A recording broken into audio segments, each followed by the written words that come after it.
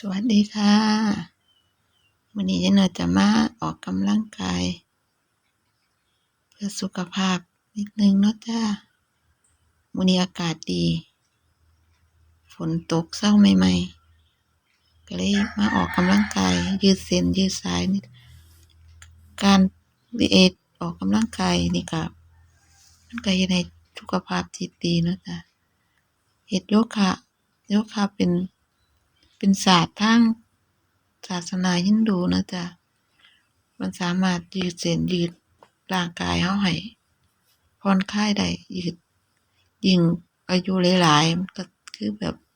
เส้นเลือดมันก็จะขอดพวกพังผืดทั้งหลายมันก็จะเกาะตัวเนาะจ้ะเพราะว่าการเฮาผ่อนคลายกล้ามเนื้อเฮ็ดให้ร่างกายเฮาได้ผ่อนคลายเวลายืดเส้นยืดสายมันก็จะได้เฮ็ดให้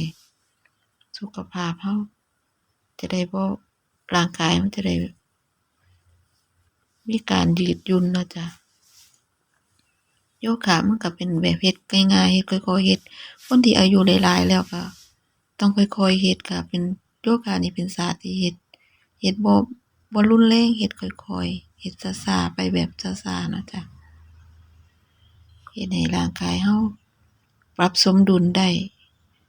ขอบคุณเด้อจ้ะที่รับชม